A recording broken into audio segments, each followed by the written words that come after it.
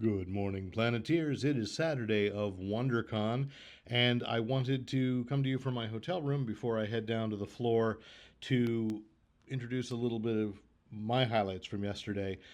Last night, day one, Friday, I was on the Pop Secrets of a Successful Pop Culture podcast hosted by Ryland Grant and David Avalone of the Writer's Block. I got to say something that is clearly something I'm living out. Don't be afraid to stumble, to take risks, and know that you'll occasionally fail. And the case in point, trying to create video from my hotel room without really having planned ahead on that. So, WonderCon day one. Right off the bat, ran into two celebrities from my childhood in the hotel bar at the Hilton Anaheim. Cheech and Chong, everybody. Then, through the magical revolving doors, never pass up that moment of whimsy, but also remember it's really awkward if you go through it with somebody else.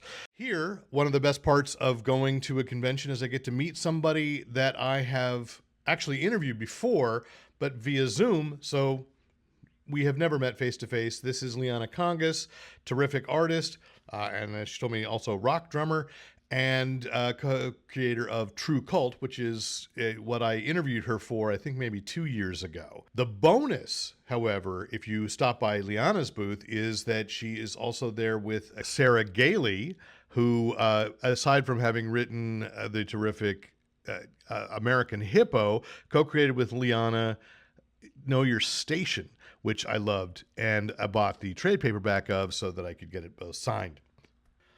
Right near them is Lukey McGarry, who has been cracking me up on Instagram for several months, so I had to buy his mini comic Tabling, subtitled A Hell of My Own Making, which chronicles real things that have happened to him at Comic Cons, and it's a doozy.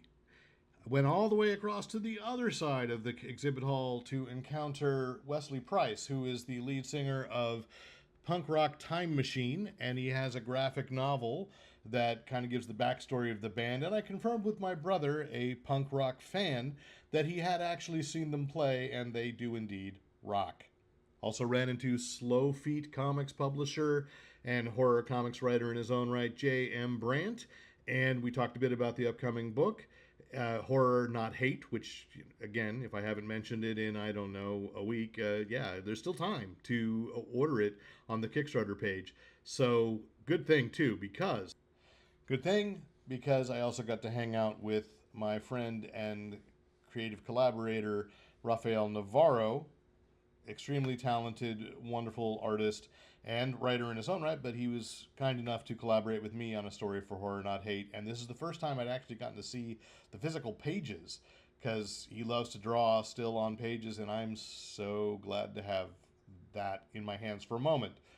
They're still with him. But if anybody wants to walk by his booth, you can see the art up close. It's unlettered, it's uncolored, and it will be colored and lettered in the book, Horror Not Hate. But for now, also some other cool stuff.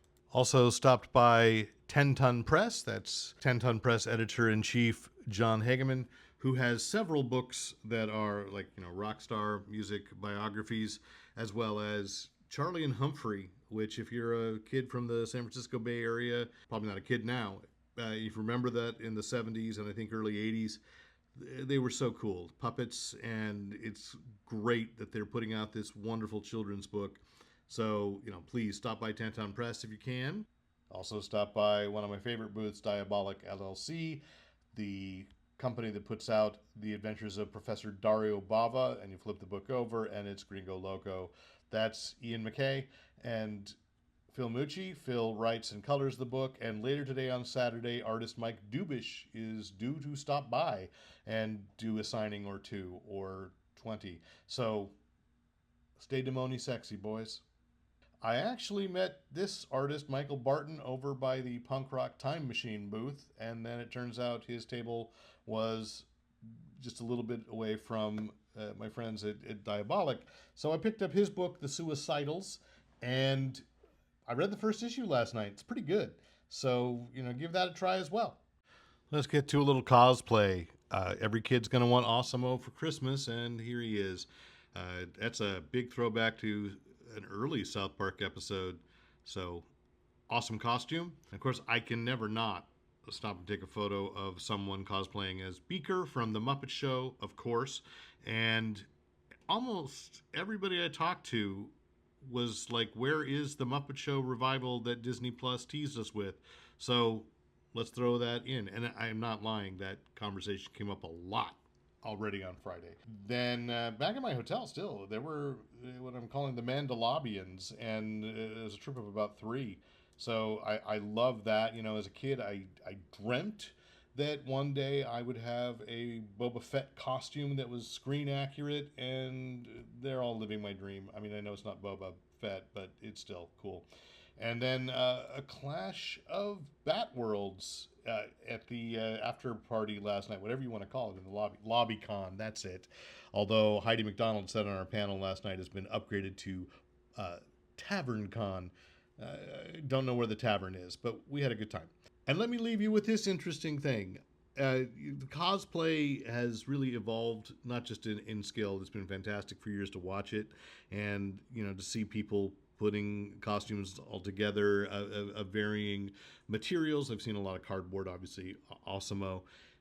But this is the first time I've seen WonderCon at the Anaheim Convention Center has this great advantage of this beautiful fountain out front, and so cosplayers pose there, people take photos, and this is the first year I've seen there's a DJ. So let him play us out. Yo, have a good time, girl. Free up on the mind, kind of body can't this man. Come, ladies. You are the number one.